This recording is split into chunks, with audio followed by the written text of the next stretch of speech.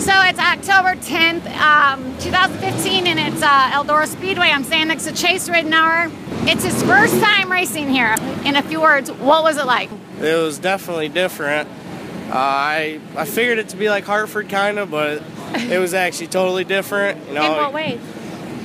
Hartford, you're hauling the mail down straightaway and you're kind of slowing down the corners. Here you're about the same speed all the way around. So I liked it.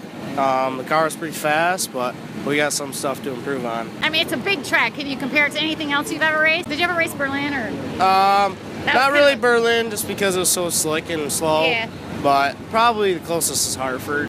I'll be honest with you, and Ryan Rule won't mind that I called him out. He said it was scary the first time he ever got behind the wheel this year in a 410. Is it kind of like hammer down on the back stretch and front stretches? And do you feel a little bit nervous or not? Not really, because I love going fast. But that's what I like about you, Chase. But it's kind of hammered down everywhere, especially when it's wet out. As it got drier tonight, it wasn't such a hammer down track. Let off a little bit in the corners and got to use the brake and throttle a little bit more. But how many wing cars is there? 41. Can you tell me what's your favorite dirt track to race in anywhere that you race? Probably this one. Now it's this one. I love it. It was probably I-96 just because it's usually a little bit wetter and it's got a cushion and that's kind of my type of track. But now it's probably this place. And Robert Ballou, I don't know if you know his name, but I interviewed him earlier and he said that he loved the track here tonight. It was way better than the 4 Crown. So you got lucky that this track's conditions are good. I'm fortunate. What's one of your worst mishaps on track that you encountered? Probably Waynesfield earlier this year. I kind of drove over my head and hit the wall there with a brand new car. And if I could take something back, that would be that race. But you learned from it? Yep, I learned from it, and I'll try not to do it again. What's your goals for 2016? We're going to try to do a little more 410 stuff and race with the All-Stars, Outlaws, get a little more experience with more competition. We're going to race 360 quite a bit too with the new series.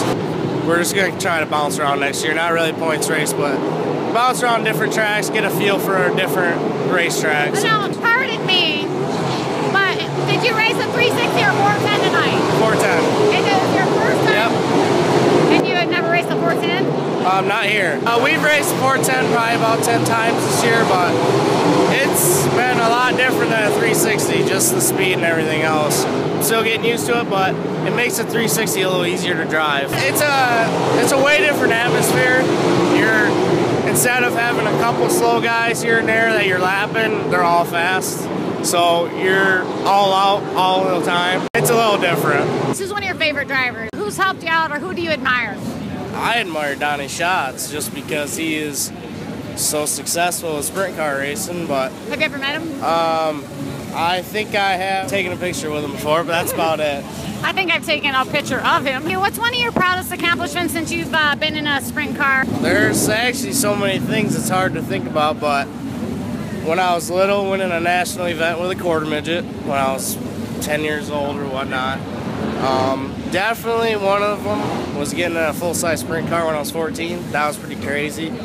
But so far, probably winning my first race at Butler last year. That was definitely unexpected from like my 5th time out winning a race, but they say the second one's the hardest, so we're still trying for the second one. Oh my goodness.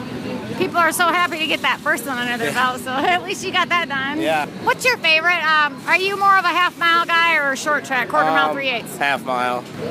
Like I said earlier, though, I'm just kind of more, I like to go fast, and the slow-paced tracks where you're easy on the throttle is just it's harder for me to run on those. You might be a good non-wing racer. Have you ever thought about that? We actually have thought about it. We might try it here in a year or two. I'd like to see you in one. And with your sponsors, I know it takes a lot of money to race, so who's helped you out?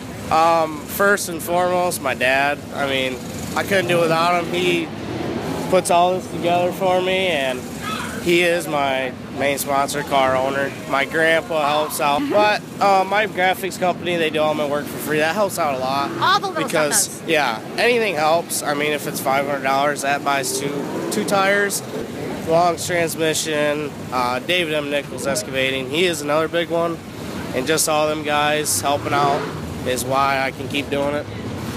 Who's your pick for tonight? We've got the All-Stars here, the Boss Series, and NRA. Who do you think's got a shot at winning tonight? For the All-Stars, I'm probably going to go with Blaney or Kemanaugh.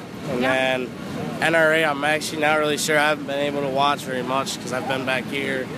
But a couple guys got pretty good chances. Ryan Rule, I expect him to be up front. And I'm not really sure about non-wing. I haven't really followed it that much, so I'm not. I'm going to go with Robert Ballou. But you are how old?